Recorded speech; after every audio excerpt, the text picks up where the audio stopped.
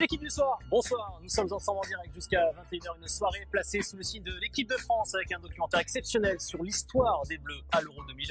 Et puis il y aura du Karim Benzema, du Christophe Galtier et surtout, peut-être surtout d'ailleurs, le clash entre Rudy Garcia et l'Olympique lyonnais. Pour en parler ce soir autour de la table, le président de l'équipe du soir, c'est le chef Chaudard. Bonsoir Sébastien Taragon, vous allez bien? Et vous? Il y a Ballon d'Or ce soir ou... Pourquoi pour la cravate? Ah, vous êtes chic, hein. Mais c'est parce qu'il y a un documentaire sur l'Euro 2000. Ah, on m'a dit qu'il fallait absolument regarder à partir de 21h. Très bien, c'est une bonne raison. C'est une bonne réponse. C'est une très bonne raison. Steve Austin est dans la place ce soir. Bonsoir Vincent Deluc. L'Euro 2000 pour vous, c'est le meilleur stage. Vous connaissez par cœur. Petit contentieux entre nous. Le dog de l'équipe du soir est avec nous. Bonsoir Ludovic Couragnac. Vous êtes redescendu du nuage un petit peu ou... Ah, je suis redescendu et puis je parle très bien le Rudy Garcia, donc je vais essayer de faire la traduction. Ah, il va peut-être avoir besoin de défenseurs plutôt cette année, toi. La tigresse est avec nous autour de la table. Bonsoir ma chère Maison Gomez. Bonsoir Pierre, bonsoir Président. Ah, vous êtes toujours comme ça en début d'émission avec le président? Oui, Ouais. D'accord. Ça, c'est Mélisande. L'homme en noir est notre dernier compagnon ce soir. Bonsoir messieurs dames. Bonsoir Grégory Schneider. Tout va bien? Très bien. Ah, bien. Camus. Vous allez certainement mieux Grégory que notre ami Rudy Garcia, Jean-Michel Aulas ou encore Juninho. C'est le feu à l'Olympique lyonnais en ce moment, règlement de compte à gogo. On en parlera juste après avoir présenté Afid Ibour qui va nous faire les informations du soir. Bonsoir Afid, je crois que je vous ai oublié, vous me pardonnez? Non, pas de souci Pierre, bonsoir à tout le monde. La peluche d'N'Golo Kanté est à gagner ce soir, mais l'équipe du soir régale ce soir 2 cadeaux. Avec la une du 3 juillet 2000, monumentale, elle est à gagner ce soir avec la peluche d'N'Golo Kanté et la une du 3 juillet 2000 sera disponible samedi en kiosque. Donc voilà, si vous souhaitez de l'acquérir, on fonce en kiosque dès samedi. Je crois que Sébastien Tarago est déjà intéressé par le cadeau. Je le disais donc, Hervé Penaud, notre copain du journal L'équipe, a longuement rencontré, interviewé Rudy Garcia qui règle ses comptes, je pense qu'on peut le dire, ce sont les termes, notamment avec Juninho. Il détaille sa relation très compliquée avec le directeur sportif qui serait à l'origine d'une saison passable de l'Olympique lyonnais. Les rapports étaient froids, nos relations se sont dégradées. Voilà déjà un petit extrait de cette interview. Jean-Michel Aulas a répondu, il a dégainé sur son média favori, à savoir Twitter, pour défendre son directeur sportif. Notre question, notre débat ce soir. Rudy Garcia se défausse-t-il? Il n'y a pas 2, mais il y a 4 chroniqueurs qui ne sont pas d'accord ce soir. C'est un super duel. Jingle. Vincent Deluc et Grégory Schneider me disent oui, il se défausse. Ludovic Obraniak et Mélisande Gomez me disent non, il ne se défausse pas. On va commencer avec le clan Obraniak-Gomez. Qui commence, monsieur Lame? Vas-y Ludo. Ludovic, c'est parti, vous avez 1 minute à vous deux, 30 secondes chacun. Ludovic Obraniak, non, il ne se défausse pas. On va probablement jouer sur les mots ce soir, mais j'ai pas l'impression que quand il parle de Juninho, il se défausse. Il s'est défaussé sur ses joueurs à la fin de sa conférence de presse. Là, j'ai l'impression que c'est plus un règlement de compte qu'autre chose. Il faut savoir aussi que Juninho est quand même un directeur sportif très interventionniste. Il se peut qu'il y ait eu la friture sur la ligne entre les deux. Donc pour moi, ce soir, il se défausse pas vraiment, mais il règle un contentieux. Ça a dû chauffer entre les deux. Grégory Schneider. Le poste, je dis pas que c'est facile d'être entraîneur à Lyon, mais je trouve que c'est quand même plus facile que dans pas mal de clubs. T'as quand même un effectif haut de gamme, t'as quand même des moyens, c'est le 2e plus gros budget de France. Ce budget, on le voit sur le terrain, dans la qualité des joueurs. Alors, il y a sans doute des contraintes, il y a sans doute des choses difficiles, mais ça donne un certain nombre de devoirs. Et il me semble qu'il s'en échappe en essayant de trouver des biais. C'est quand même un club qui protège tes coachs, c'est quand même un club où on a le temps de travailler, c'est quand même un club qui te donne des moyens. On coche quand même pas mal de cases, quoi qu'il pense. Mélisande? Je suis pas sûre de ce que dit Grégory. Évidemment que Rudy Garcia fait de la communication, c'est une de ses spécialités. Il va pas dire, j'ai jamais vu un entraîneur dire après un échec que c'est toute ma faute, j'ai fait n'importe quoi. Il exprime des difficultés qu'il a eues avec son directeur sportif. Et je pense qu'il faut pas être trop manichéen. Ça ne peut pas être que l'échec de Rudy Garcia. Je pense que quand un club échoue comme ça, les responsabilités sont partagées. Et s'il estime avoir eu des difficultés avec Juninho, je vois pas en quoi il se défausserait. De la même manière que ce serait pas se défausser pour Tourelle si un jour il disait Leonardo m'a savonné la planche. Je pense qu'un club doit mettre son entraîneur dans les meilleures dispositions. Terminé. 31 secondes, il reste. Vincent Deluc et Grégory Schneider. Vincent. Mais le paradoxe, c'est qu'effectivement, il remercie Jean-Michel Aulas, il remercie Vincent Ponceau, et les entraîneurs à Lyon sont spécialement protégés. Il a toujours dit pendant qu'il était là. Donc pour moi, c'est juste un écran de fumée pour faire oublier que sa venue est un échec. Qu'en Ligue des Champions, c'était réussi, mais en championnat, il fait 7e, il fait 4e. Il finit les saisons un peu n'importe comment. La saison dernière, avant l'interruption, il gagne que 2 des 7 derniers matchs, et cette année, il perd 5 des 7 derniers matchs à domicile. Donc pour moi, c'est un écran de fumée pour faire oublier son échec et pour occuper le terrain. Visiblement, c'est réussi, mais je vois pas pourquoi Juninho aurait été un problème alors que Lyon était champion 7 fois derrière la Coupe. Président Tarago. Ouais, les mêmes personnes. Beaucoup d'arguments pendant 2 minutes sur le plateau, le côté interventionniste de Juninho, le mauvais bilan présenté par Vincent Duluc. Quelle est votre sensibilité? Vous êtes dans quel camp ce soir? Non, il y a des arguments de part et d'autre, parce que moi je pense qu'il se défausse, oui, mais je pense qu'il a raison. Et je pense que son constat s'assied sur une réalité aussi de l'Olympique Lyonnais. Et je pense que Vincent est bien placé pour... Juste par parenthèse, la question en fait qu'on se pose, c'est est-ce que c'est pour ça que Lyon a fini 4e? Oui. En revanche, la réalité de l'opposition entre Garcia et Juninho, je suis d'accord avec Non, alors, et surtout, on sait que Juninho, aujourd'hui, il n'a toujours pas réussi à endosser son costume de directeur sportif. On sait qu'il est très interventionniste. On sait que par rapport aux Brésiliens, il y a eu un souci à l'Olympique Lyonnais quand même, parce que quand Juninho voit que les Brésiliens ne jouent pas, ça lui pose un petit souci. Il n'est pas très content. Oui, c'est quand même un problème par rapport au travail de l'entraîneur. À côté de ça, je suis embêté parce que je pense que Rudy Garcia était quand même dans un club suffisamment solide et suffisamment armé pour faire mieux que 4e du championnat cette saison. Donc, franchement, je vais faire le match nul. Ah déjà, Oui, déjà. Ça, pour Non, mais je vais faire le match nul parce que oui, ils se défaussent. Clairement, ils ont raison. Bien sûr qu'ils se défaussent. Évidemment, et que l'écran de fumée, il essaye, bien sûr. C'est de la communication, mais Lisandre le reconnaît un petit peu aussi quelque part. Bien sûr, c'est de la communication. Mais franchement, si Juninho continue à exercer son métier de directeur sportif comme il l'exerce depuis qu'il est arrivé, Lyon va dans le mur. Et tout le monde le sait. Et tout le monde sait que c'est un problème. Et que d'ailleurs, les entraîneurs susceptibles de succéder à Rudy Garcia aujourd'hui se posent tous la question de l'interventionnisme et du manque de maturité de Juninho. Vous votez sur le compte Twitter de l'équipe du soir pour départager nos copains. Je regardais les tweets en vous écoutant, Sébastien, notamment celui-là. Il a déjà fait le coup à Marseille. Ça dit aussi quelque chose, Vincent, de la communication de Rudy Garcia qui est souvent critiquée. Elle a été à Marseille longtemps. Il en est parti avec fracas. Il quitte Lyon. On a beaucoup parlé de communication cette saison. Il quitte Lyon avec fracas. Ça dit quelque chose aussi du personnage Rudy Garcia? Non, mais chercher des excuses, il fait ça 38 journées par an quand les championnats font 38 journées.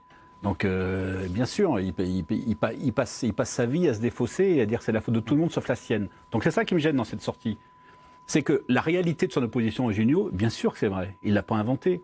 C'est compliqué. C'est un peu paradoxal parce qu'au début, c'est quand même lui qui a séduit Juninho et il savait que c'était Juninho qu'il fallait séduire.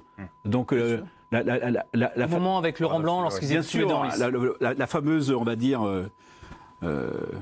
réunion de DRH pour savoir qui allait remporter le poste. Et il a su séduire Juninho alors que Laurent Blanc l'a même pas regardé. Ce qui vient un peu de la faiblesse de Juninho d'ailleurs, Vincent. Oui, bah, tout à fait. Mais moi, je pense pas que Juninho soit le meilleur directeur sportif de l'histoire. Au contraire, loin de là. Tous les supporters lyonnais me reprochent d'être anti-Juninho. Donc là-dedans, ça me gêne presque d'être celui qui va le défendre. Je veux pas le défendre. Je dis juste que Garcia invente une raison à son échec. Voilà. J'ai une question à poser à ceux qui, puisque Vincent suit le club au quotidien. Vous voulez prendre ma place, Grégory ? non, mais parce que c'est une vraie interrogation. Plutôt que de parler de manière abstraite, qu'est-ce que concrètement Juninho faisait dans le dos de Garcia ? Comment ça se traduit ? C'est une phrase qui a été prononcée, on rappelle le contexte, Hervé Penaud l'a eu dans l'interview, et c'est vrai que Rudy Garcia le dit, c'est la phrase peut-être la plus forte, Juninho faisait des choses dans mon dos, il parlait aux joueurs de mon dos, voilà, c'est ce qu'il explique dans l'interview. Oui, mais de toute façon, il arrive ce qui arrive dans tous les clubs, il y a un directeur sportif, il va voir un joueur qui joue pas, il lui dit, c'est vrai, tu sais, moi si j'étais entraîneur, je te ferais jouer. Bah voilà, je pense que c'est ça. Oui, mais là, est-ce que c'est pas pire, parce que ça se concentre aussi autour des Brésiliens. Des compatriotes Et que, notamment au milieu de terrain, avec Cacré par exemple, qui pouvait prendre la place d'un Brésilien éventuellement. Oui, mais enfin, c'est Rudy Garcia qui n'a pas fait jouer Cacré. Oui, mais il l'a fait jouer aussi beaucoup. Mais pendant un moment, il l'a pas fait jouer alors qu'il aurait dû le faire jouer. Et on lui reprochait aussi. Donc en fait, c'était sans fin. Non, mais c'est pour ça que je trouve que voilà, c'est la réalité. Et ce qu'il veut faire oublier, alors c'est une stat que j'ai déjà citée, mais qui doit être rappelée, c'est que ça fait ces 6 dernières saisons, Rudy Garcia ne s'est jamais qualifié pour la Ligue des Champions, ni avec la Roma, ni avec l'OM, ni avec Lyon. C'est ça qui veut faire oublier. Avec la Roma, il a quand même commencé une saison achevée en Ligue des Champions. Mais est-ce que c'est faux avec l'OM, les 6 dernières saisons. Oui, non, mais après les statistiques, on peut les mettre dans tous les sens. C'est la réalité. Je veux dire, Stéphane Moulin non plus, il n'a pas qualifié ses équipes avec des champions. Sur les réactions qu'a suscité cette interview, elles sont très nombreuses. Vous parliez des Brésiliens. Là aussi, c'est un point sur le fond sur Juninho qui favoriserait les Brésiliens. Les Brésiliens, l'Olympique Lyonnais, où les anciens joueurs se sont exprimés sur les réseaux sociaux, à commencer par Twitter, Bruno Guimarães, a mis une petite pique à l'encontre de Rudy Garcia. Je crois que Raphaël également, qui évolue désormais en Turquie, l'a fait. Qu'est-ce que ça veut dire sur le fond, cette sortie de Rudy Garcia, Grégory Schneider? Est-ce que Juninho a savonné la planche à Rudy Garcia depuis le début, ou en tout cas depuis un bon moment dans cette saison? Pour ce que j'en sais, mais je parle sous le contrôle de... Il a fait l'équipe quand même, Garcia. Alors des fois, c'était pas facile de la faire, mais il a fait l'équipe. Il a fait toutes les équipes. Donc à un moment donné, on peut que... Alors enfoncer un coin, effectivement, en allant voir un joueur en disant ceci, cela, mais il n'y a pas eu d'interventionnisme direct dans la mesure où il y a des clubs où tu fais pas l'équipe. Par exemple, Grégory, je pense que son argument...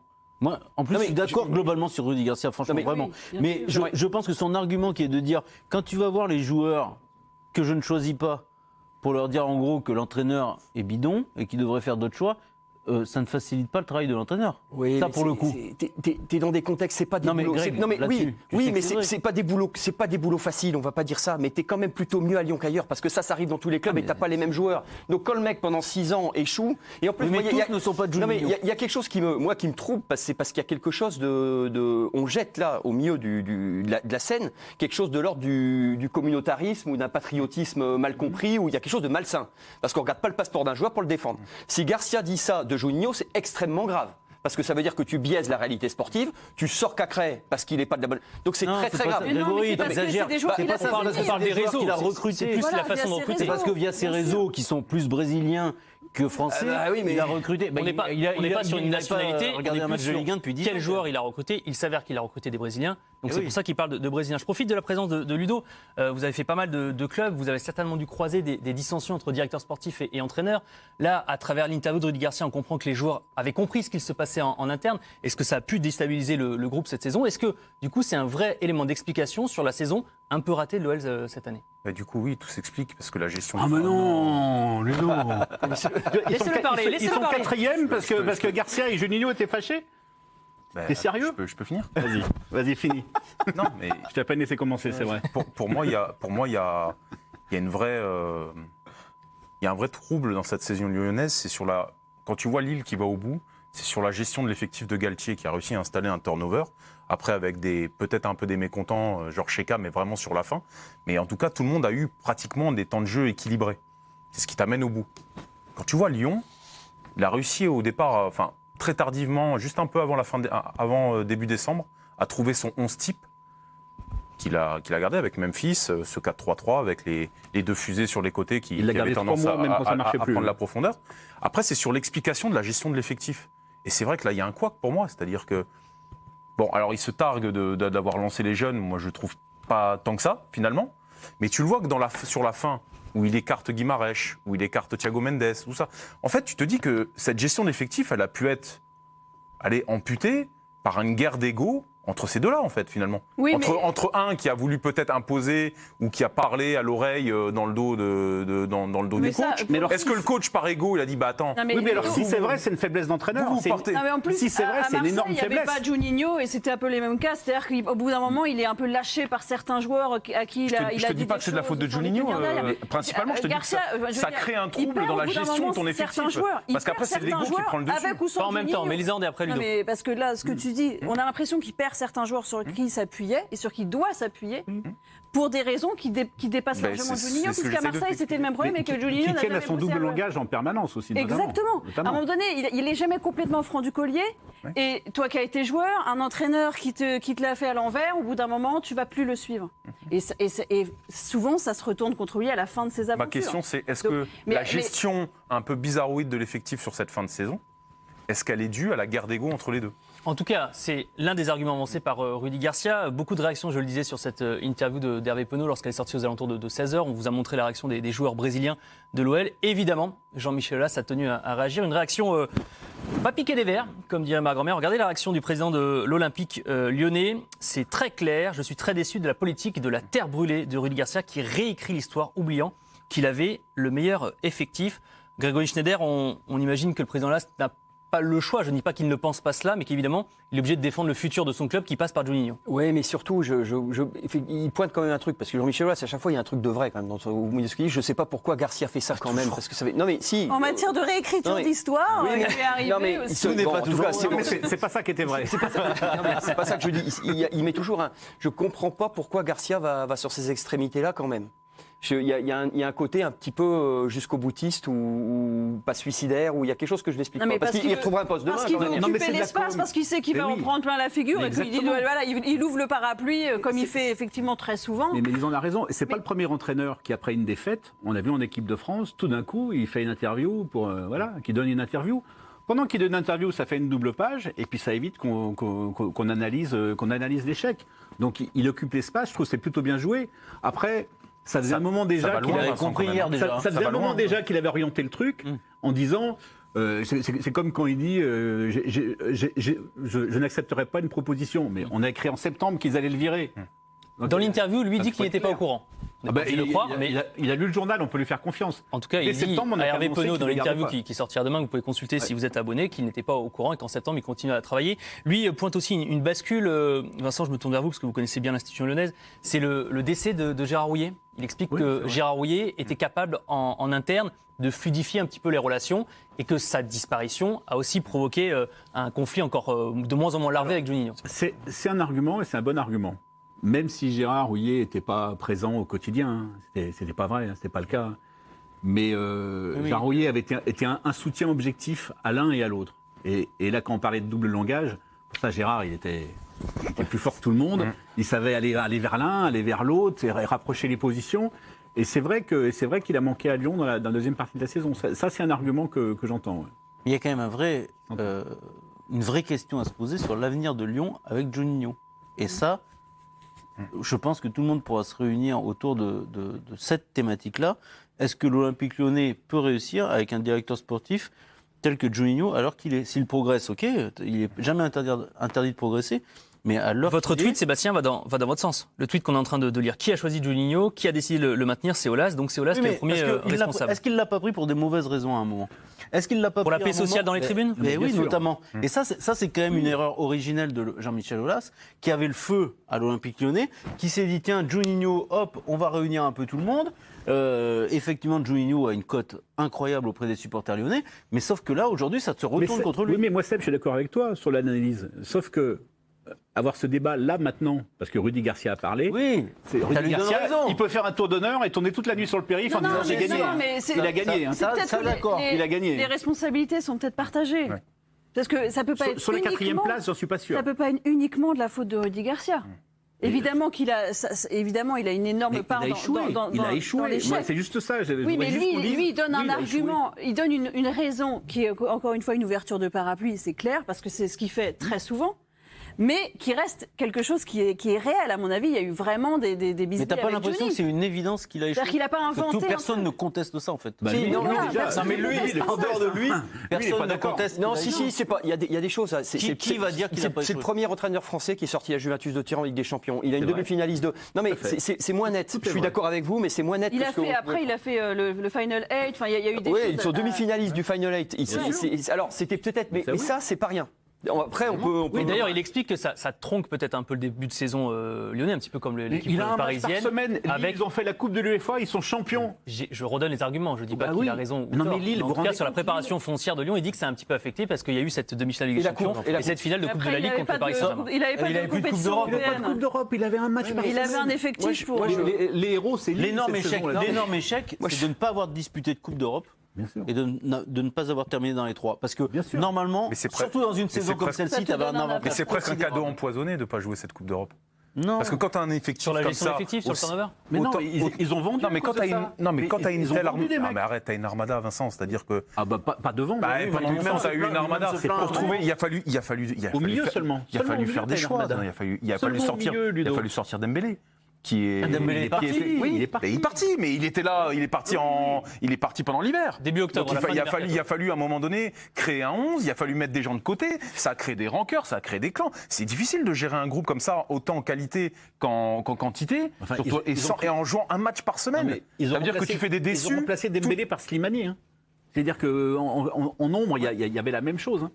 Et lui, il se plaint, quelque part, il se plaint à un moment de ne pas avoir pu utiliser Lucas, qui avait eu le droit, l'autorisation de Juninho, de partir au Brésil avant la trêve. Donc lui-même se plaint à un moment de ne pas avoir eu assez d'effectifs sur une courte durée. Donc bon, Lucas qui est ensuite parti au mercato hivernal à Brest. Une dernière question sur cette interview, à la lecture de ça, est-ce qu'on peut se demander Après, il met un bazar énorme, pardon de vous couper, Ouais. il met un bazar énorme, notamment par rapport aux jeunes, par rapport à Cacré, par rapport à, excusez-moi, j'oublie son, par rapport à Cherki, parce que Ce qu'il tout défend dit Cherki dans l'interview, tout ce qu'il dit dans l'interview, et si les joueurs le reçoivent comme cela, c'est terrible pour Juninho, et Juninho va rester.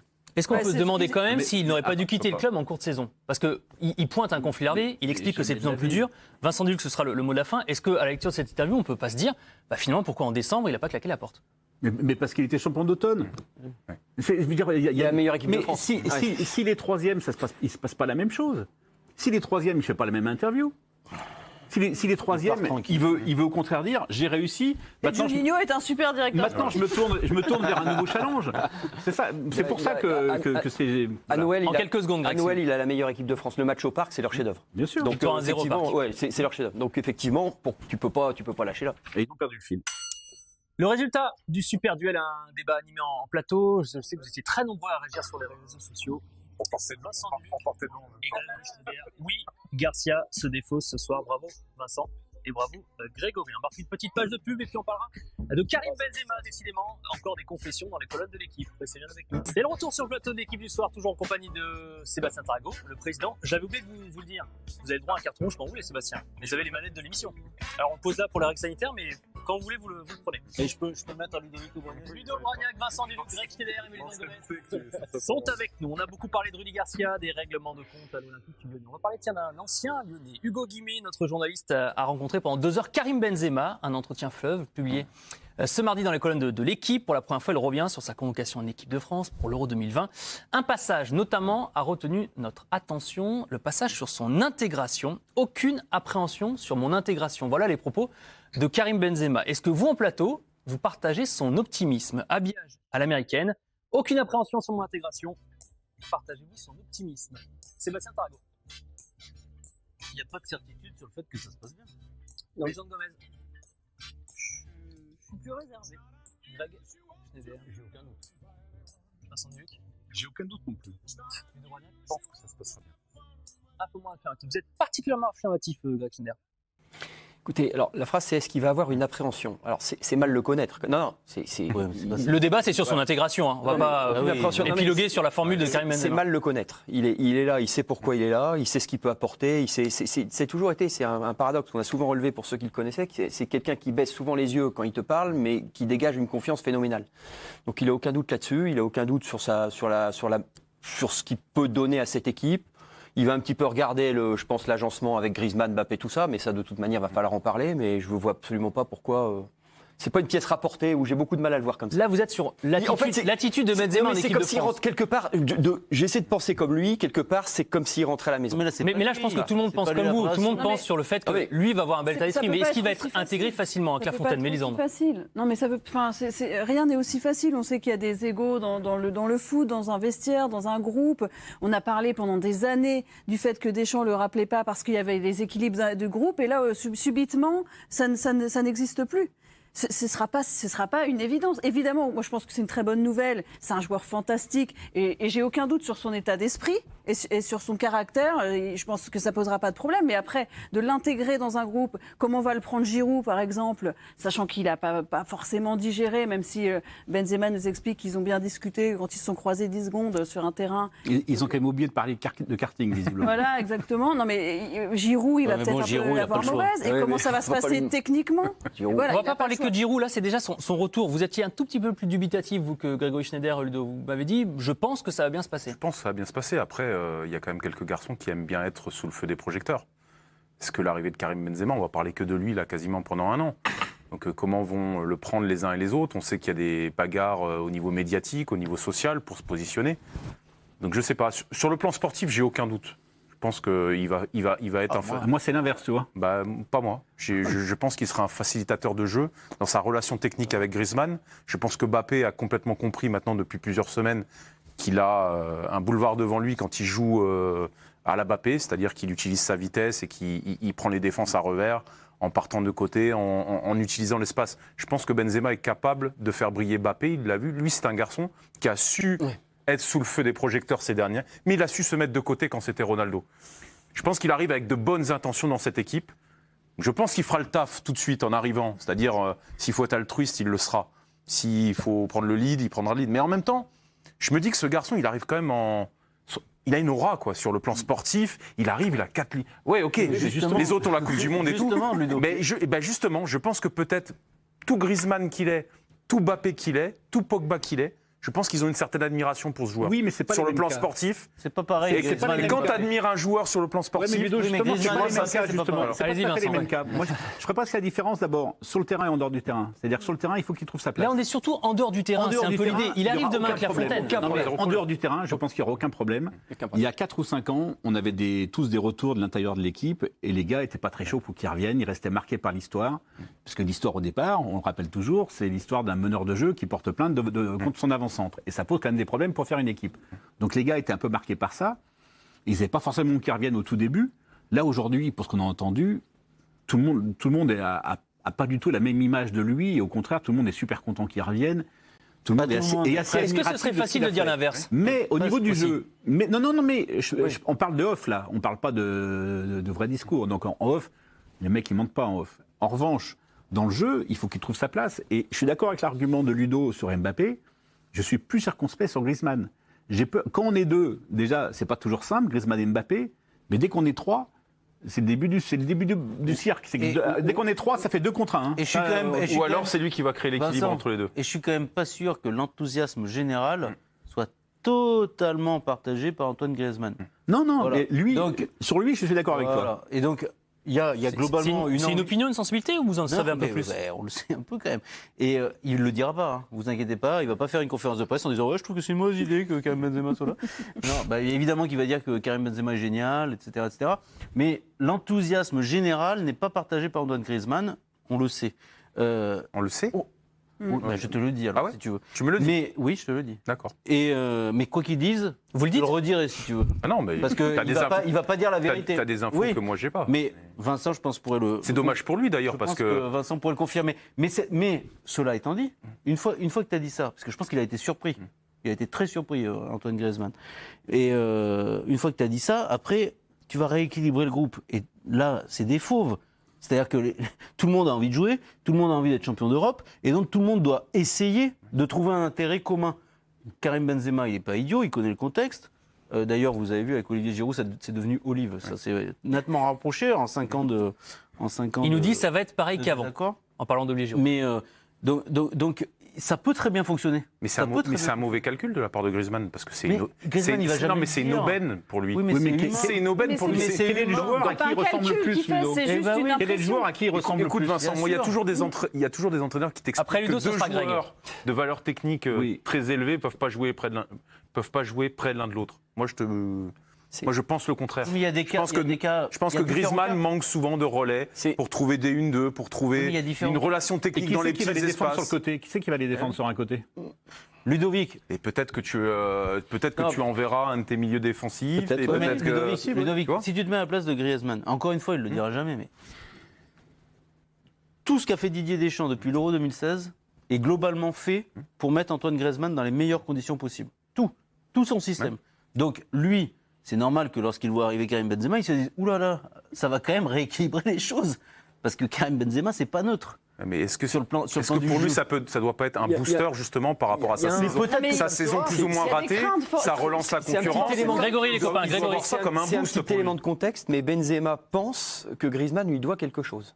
Il l'a déclaré il y a 3 ans sur une interview sur RMC. Benzema pense qu'il a aidé à son En intégration 2014, c'est vrai. en 2014, qu'il a poussé pour que ce soit lui qui soit aligné Poussé plutôt pour que que Giroud Giroud. soit pas là. Pour que Giroud soit pas là, c'est-à-dire que Olive. Benzema a toujours eu en tête le fait que quelque part Griezmann lui doit quelque chose. Après, il arrive dans d'autres circonstances. Et Oui, à mais- l'époque, il était fâché. Voilà. Bon. Dernière Là, question, est-ce que vous pensez qu'il va y avoir une petite conversation? Ah bah, Est-ce que évidemment. est-ce que vous Même pensez que Benzema va devoir... Non, mais est-ce que médiatiquement, Benzema tu va peux devoir créer un parler? truc sans précédent.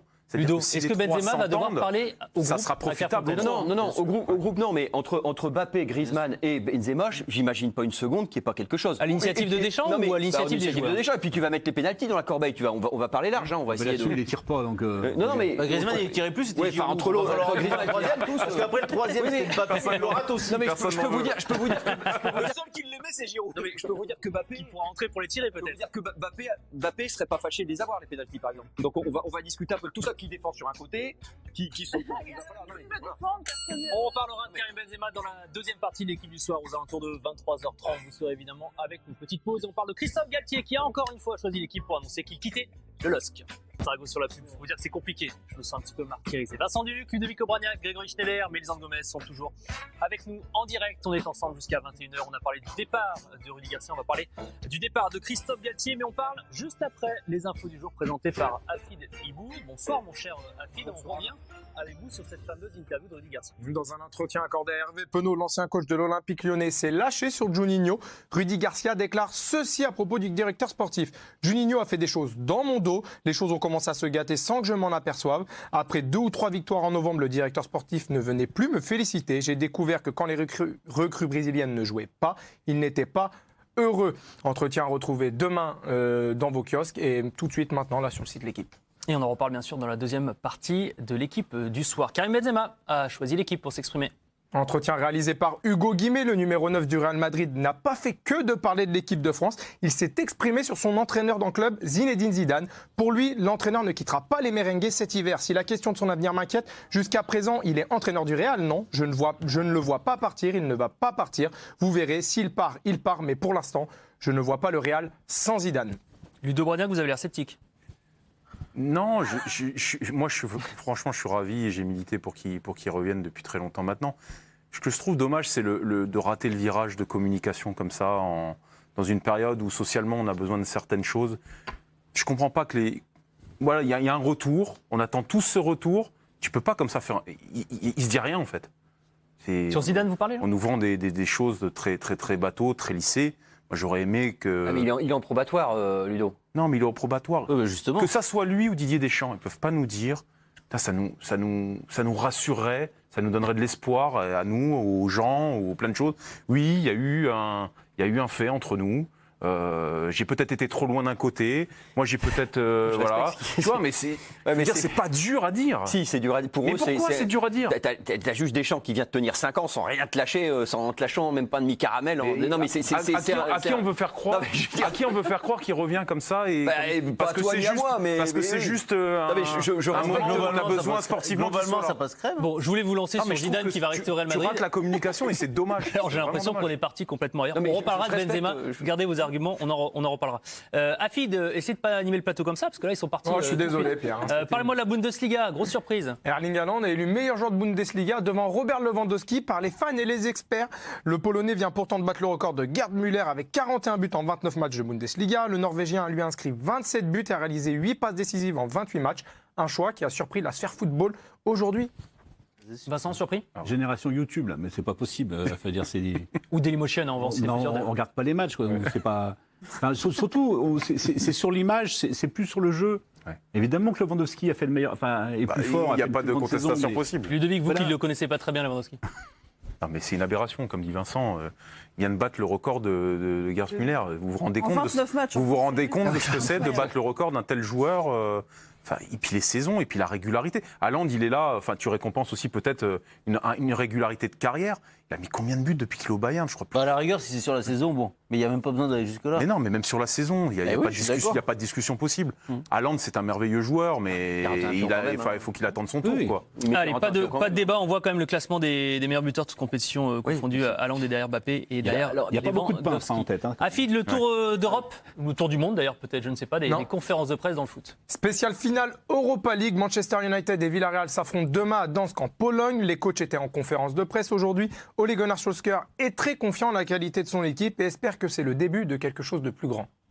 C'est une équipe jeune, c'est une équipe que nous avons reconstruite au cours des 2 dernières années. Donc c'est, espérons-le, le début de quelque chose de plus. Les joueurs qui signent à Manchester United signent pour gagner des trophées, ils signent pour être les meilleurs. Unai Emery, l'entraîneur du Villarreal, 3 fois vainqueur de la compétition, a été interrogé sur son expérience en C3. Avantages ou inconvénients? Voici sa réponse. Toutes les finales sont différentes. L'expérience, le fait d'être favori, ça joue avant le match. Sur les 90 minutes, l'enjeu c'est de prendre le dessus sur les faits de jeu. Ça joue beaucoup pour équilibrer la balance. C'est toujours une question d'opportunité qu'il faut saisir et c'est ce qu'on va faire. Le match se jouera devant 9500 personnes. Le défenseur anglais Luke Shaw est ravi que la rencontre se joue devant des spectateurs. Pour lui, avoir du public, cela fait une vraie différence. La semaine dernière à Old Trafford, il n'y avait que 10 000 supporters. Mais ça a fait une énorme différence pour nous. J'ai eu la chair de poule rien qu'en entrant sur le terrain. Ce sera bien de les avoir pour un match de cette importance. Et j'espère qu'on pourra leur donner une nuit inoubliable. Attention. Et le débrief demain en direct dans l'équipe du soir avec Karine Galli. On revient à la Ligue 2, Ligue 1, Toulouse qui prépare son barrage face à Nantes, Afid. L'entraîneur du TFC, Patrice Garand, est en conférence de presse à 2 jours du match aller face aux Canaries. Pour accéder à la Ligue 1, l'entraîneur s'interroge sur l'écart de niveau qu'il y a entre le 18e de Ligue 2 et le 3e de Ligue 2 et le 18e de Ligue 1. Effectivement, une équipe qui est en difficulté, qui joue son maintien en Ligue 1 par l'intermédiaire des barrages, est-ce qu'elle est plus forte ou moins forte qu'une équipe qui a joué le haut de tableau de la Ligue 2 ? Très honnêtement, il n'y a que la vérité du terrain qui va le dire. Ce que je sais, c'est que mon équipe est capable, je leur ai dit toute la saison qu'ils étaient capables de battre n'importe qui. Impatient du match, Mélisande ? Toulouse face à Nantes, jeudi en barrage. Afid, d'autres infos foot, je crois que vous allez nous parler d'Allemagne ? Bien sûr, Pierre, direction l'Allemagne où Hansi Flick a officiellement été nommé sélectionneur de la Mannschaft. Il prendra ses fonctions à la fin de l'Euro 2020 et remplacera Joachim Löw en place depuis 2006. Accord entre Leipzig et Liverpool pour Ibrahima Konaté, c'est une information Fabrizio Romano. L'international espoir devrait signer un contrat jusqu'en 2026. Montant de l'opération 35 millions, le prix de sa clause libératoire. Information Sky Sport, Jorginho Wijnaldum devrait s'engager avec le FC Barcelone jusqu'en 2024. Le milieu de terrain hollandais va s'engager libre de tout contrat. A noter que le Paris Saint-Germain et le Bayern Munich étaient également intéressés par l'ancien joueur des Reds. Greg, un mot sur Wijnaldum ou... Je ne connais pas. Si, j'aurais pas été loin de lui donner le Ballon d'Or il y a 2 ans. C'est-à-dire que alors je sais que ça avait fait. Non, mais pourquoi ? Parce que ça posait la question. C'est-à-dire que là, je vous lance comme ça tranquillement. Oui, fin de JT, ça posait une question théorique passionnante qui est qu'est-ce qu'un grand joueur ? Si c'est un grand joueur d'équipe cette année-là, je vous garantis que vous ne mettez pas grand monde devant Wijnaldum, comme devant Milner, comme devant ce genre de joueur. Ah oui, donc tu mets déjà tout Liverpool devant. Mais oui, parce que c'était. Wijnaldum sait faire un peu plus de choses que Milner. Mais peut-être un peu moins de Robertson, à qui on aura. Il y en a 3 qui méritaient le Ballon d'Or. Mais non, c'est son avis, c'est l'avis de Greg Schneider. Est-ce que c'est un grand joueur collectif ? Est-ce que c'est un grand joueur individuel ? Est-ce que c'est quelqu'un qui donne aux autres ? Est-ce que c'est quelqu'un qui prend ? Et Wijnaldum, je trouve, incarne ça à merveille. Egan Bernal ? On continue, mon cher Afid, mais pas forcément pour parler de Giro. L'actuel leader du Giro met en doute sa participation aux Jeux Olympiques de Tokyo. On le sait, le Colombien souffre de douleurs au dos et ne veut pas faire de plan sur la comète. Le vainqueur du Tour de France 2019 pense d'abord à finir son Tour d'Italie avant de penser au JO. Je ne suis pas sûr d'y aller, c'est un point d'interrogation. Je n'irai que si je suis tout à fait compétitif. Je dépense beaucoup d'énergie sur le Giro. Je ne sais pas si aller aux Jeux avec ce que cela entraîne comme fatigue est la meilleure chose à faire. Si c'est trop risqué, je n'irai pas. Je ne rejette pas la possibilité. Mais ce sera compliqué. Du tennis à présent, Novak Djokovic qui déroule à Belgrade. Le numéro 1 mondial n'a pas traîné lors de son 8e de finale face à l'Allemand Mats Moring. Victoire en 2-7, 6-2, 7-6. On vous montre les plus beaux points du match avec notamment ce passing, la joie de Djokovic. Le Serbe continue sa préparation pour être au top à Roland-Garros.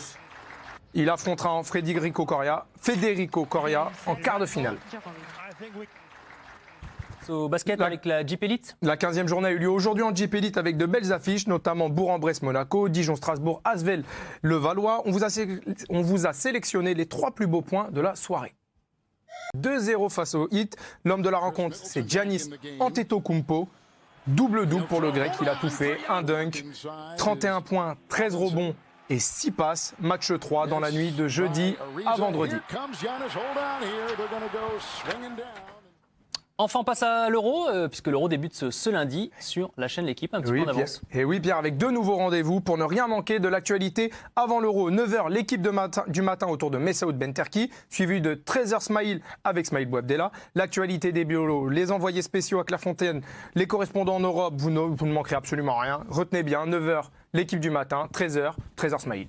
En gros, pour résumer, c'est de 9h à minuit, minuit et demi en direct sur la chaîne L'équipe. Merci Afid, on vous retrouve tout à l'heure. Et on arrive à cette information. Christophe Galtier a choisi l'équipe, entretien réalisé par Régis Testelin, l'entraîneur du LOSC, qui a informé son président Olivier Létang qu'il ne va pas honorer sa dernière année de contrat. Je le cite, après avoir beaucoup écouté ce matin, j'ai décidé de quitter le LOSC, je ne veux pas partir sur un succès, je pars car j'ai décidé qu'au bout de 4 ans, il était temps de partir. Christophe Galtier s'en va, Lille pourra-t-il s'en remettre? Habillage à l'américaine. Et on attaque avec vous, Ludo Bragnac. À court terme, ce sera dur. Vincent Deluc. Ça dépend avec qui. Greg. Il n'y a pas d'impossibilité, ils peuvent s'en remettre. Je vais tenter d'avoir un oui ou un non avant la fin, vous allez voir. Oui. Mélisande Gomez. Sébastien Targo. Oui. Je commence avec vous, Mélisande. Oui, Lille va s'en remettre.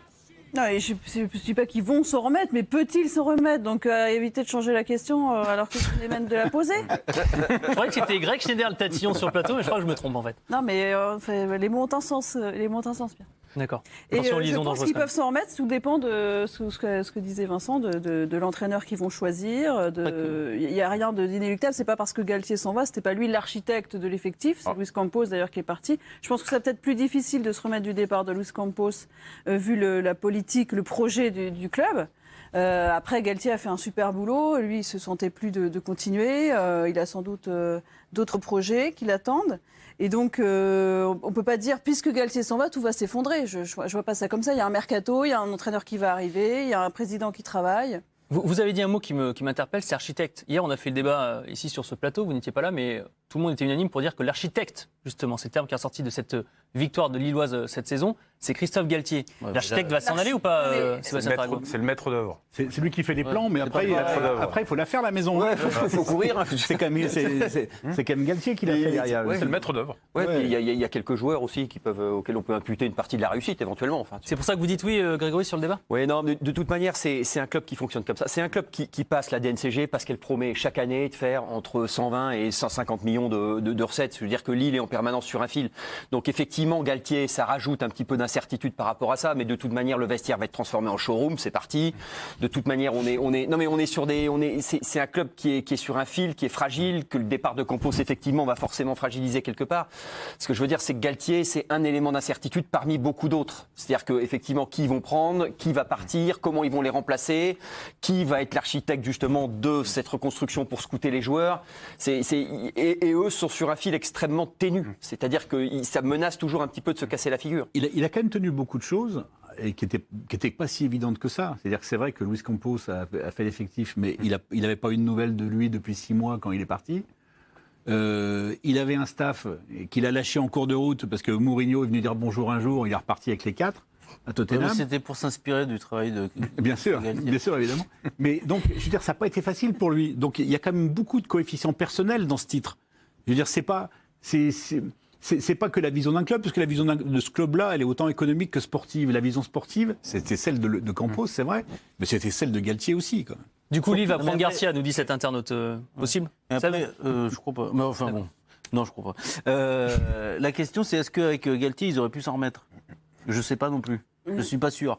Je suis pas sûr que Lille peut se remettre de ce titre comme ça. Et c'est quoi s'en remettre? C'est quoi s'en remettre? C'est où la barre? La barre, c'est quoi? C'est de se requalifier pour la Ligue des Champions et de pas être ridicule, de pas prendre un point comme l'OM.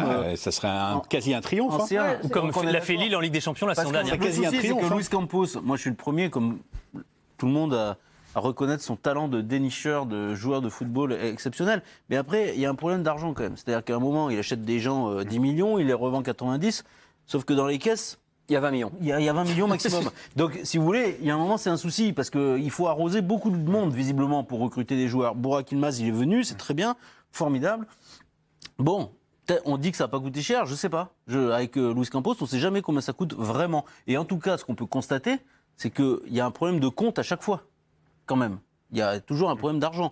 Donc, Lille, aujourd'hui, moi, je pense qu'il faut essayer de viser la survie de ce club. La survie financière. C'est sûr que c'est un secret de polichinelle pour personne. Il y a un rééquilibrage à faire sur le plan financier. Maintenant, moi, je placerai le débat sur un autre plan, c'est sur l'humain.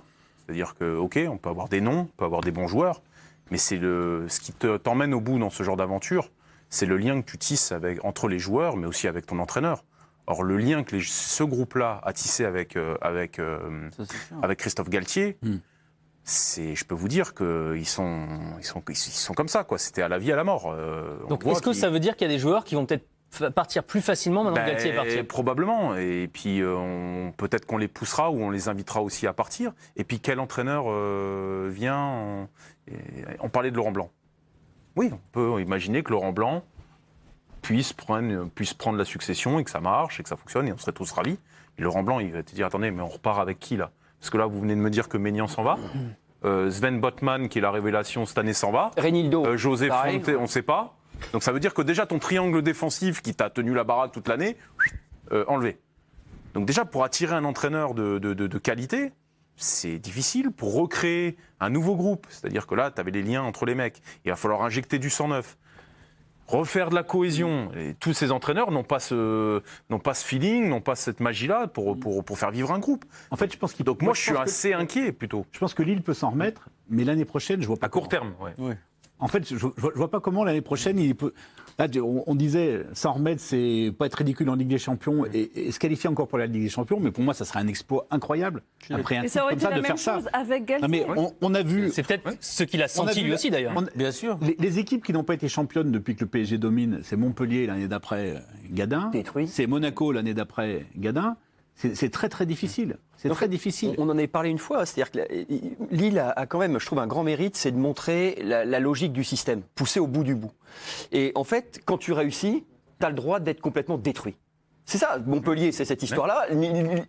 Sauf que Lille, il l'annonce avant. Oui, il l'annonce avant, mais tout le monde a bien bossé à Lille. Campos a bien bossé, Galtier a bien bossé, les joueurs ont bien bossé. Mais d'une certaine manière, si, ils ont progressé. Ça dépend ce que tu en veux.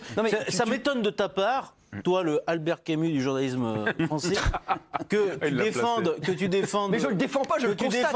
Un système qui est quelque part la perversité absolue. Mais c'est ce que je te dis. C'est ce que je te dis. Non, tu n'oublie pas. Ça ne veut pas dire que je ne défends pas. Je connais pas le football. Je ne le défends pas. Je trouve que Lille a au moins le mérite de montrer que Lille a au moins le mérite de montrer cette perversité mieux que qui que ce soit. Parce qu'effectivement, tu réussis tout, et ben on détruit ton équipe. C'est exactement ça que ça veut dire. Mais il voulait pas construire plus original quand même. Il voulait pas construire plus longtemps. Voilà. De toute façon, les joueurs ont même pas le choix. Même si les joueurs voulaient rester, il leur dirait non, il faut y aller maintenant. Bien sûr. Donc de toute façon, c'est pas partir, monsieur. Un mot pour terminer sur ce thème, sur le remplaçant. Un nom, j'ai entendu Laurent Blanc que vous avez évoqué, qui est un nom qui est sorti dans le jeu de l'équipe. France Football parlait de Thiago Motta aussi récemment. Thiago Motta, c'est pas les mêmes quand même. Laurent Blanc. Il vaut mieux un mec qui a une certaine expérience vu le truc. Prenons Laurent Blanc qui semble possible, un nom possible. Est-ce que Laurent Blanc à la tête de Lille la saison prochaine, ça vous séduit, Vincent? Mais moi ça me séduit parce que je sais que Lille ils joueront bien au foot parce que toutes les équipes de Laurent Blanc elles jouent bien au foot. Donc déjà c'est bien, mais ça sera quand même une rupture dans le jeu et la rupture enfin, je veux dire, il faut gérer cette rupture là, c'est quand même vachement casse-gueule. Ouais, moi je suis Laurent Blanc, je réfléchis. Peut-être pas dans le jeu mais dans l'intensité. Bon, en même temps il a trop réfléchi là, ça fait trop longtemps qu'il réfléchit. Laurent Blanc il est au Qatar et il entraîne plus en Europe depuis 2016. Voilà, il va falloir qu'il revienne, qu'il arrête de réfléchir. Mais c'est casse-gueule, c'est vraiment casse-gueule. Mais Laurent Blanc est quelqu'un d'intelligent, c'est une personne exigeante. S'il revient sur le devant de la scène comme ça dans le football français, il va lui falloir certaines garanties. Or, je suis pas certain qu'à l'heure actuelle, le LOSC puisse t'offrir, que Olivier Létang puisse t'offrir une certaine garantie sur la pérennité de ton effectif. Mais honnêtement, il y a entre vendre, franchement, quand je vois le peu là sur Maignan Soumaré, tu récupères que 30 millions. Ouais, t'es pas rendu, ouais. C'est pas beaucoup. Ouais, le monde a changé quand même avec le coronavirus. Ouais, on va voir combien. Mais quand t'évoques Kamavinga. Le mot de la fin, Ludo, ce sera avec vous. Et tu vois Soumaré avec la saison qu'il a faite. 100 millions, on va oublier. Moins de 20 millions d'euros. On en parlera dans la deuxième partie d'Eduardo Camavinga qui veut rejoindre le Paris Saint-Germain. 100 millions d'euros. Ce sont les prétentions du stade Rennais. Pas sûr qu'elles vont être écoutées avec le Paris Saint-Germain. On passe à notre case bleue 2000. C'est la grande soirée de l'Euro 2000. Sébastien Tarago, vous avez co-réalisé avec Julien Rosa ce documentaire, l'Euro 2000, l'histoire secrète des Bleus. C'est à partir de 21h. On va en parler avec vous en amont. On en parlera après. Restez bien avec nous. Énormément de révélations. Des moments émouvants aussi, des moments drôles. D'ailleurs, je pense à la fête, notamment. J'en dis pas plus, mais c'était particulièrement drôle. C'est l'occasion de comparer un petit peu cette équipe de France version 2000 avec les autres équipes de France. C'était notre question.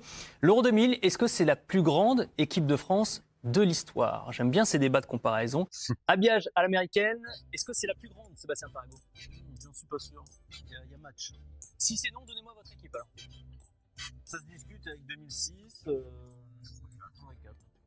Mélisande Gomez. Moi, de celle que je me souviens, oui. Équipe de France. Grégory Schneider, 2006. Vincent Deluc. C'est super dur. Il y a 84, 2000, 2006. C'est super dur. Super dur. C'est plutôt long alors. Ce qui est dingue, c'est qu'on ne suit pas une seule équipe championne du monde. Ludovic Obraniak. Dans le tiercé, mais pas la première place. Bon, il y en a qu'un qui m'a répondu, une équipe précise, c'est vous, Grégory Schneider. Vous m'avez parlé de l'équipe finaliste du Mondial 2006. Pour vous, c'était plus grand que cette équipe de l'Euro 2000. Quelque part, ouais. Moi, après, moi, je l'ai suivi, je les ai vus, tandis qu'en 2000, je les ai pas vus de mes yeux. Mais on voit la compo-type du Mondial de Raymond Domenech. En 2006, il y avait une puissance expressionniste je trouve, qui vous collait au mur. Le Mondial de Vieira, le Mondial de Makelele, le Mondial de la charnière Thuram Galas, c'est énorme. C'est les matchs d'élimination directe de Sagnol, Ribéry, l'axe Ribéry-Abidal. Je veux dire, à tous les postes. Le France-Brésil de Zidane et tout. C'était de l'or. J'ai eu une impression de puissance et de force qui était au-delà de ce que je pensais pouvoir ressentir. Ok, la Coupe du Monde 2006. Mélisande, vous, si vous deviez choisir, picorer un petit peu dans différentes équipes. Qui a gagné, effectivement, en 2006. Moi, je trouve que le niveau de Zidane en 2006 était sans doute sa plus belle compétition en sélection et j'ai davantage de... Oui, c'est sûr. Mais en 2000, ils ont gagné, ils ont joué. Je trouvais que c'est une équipe qui jouait vraiment très bien au foot. Et qu'à chaque fois, les scénarios des matchs nous les rendaient hyper spectaculaires. Il y avait un vrai suspense. Il y a du suspense à chaque match. Ça, pour avoir du suspense, il y avait du suspense à l'Euro 2000. Et la finale, il y a le souvenir des émotions. C'est-à-dire qu'on se souvient aussi des émotions en 2000. De la même manière que des grands matchs de l'équipe de France, c'est souvent des défaites. C'est aussi des défaites dans l'histoire de la sélection. Avant de travailler sur le documentaire, je crois que moi, je vivais comme toi sur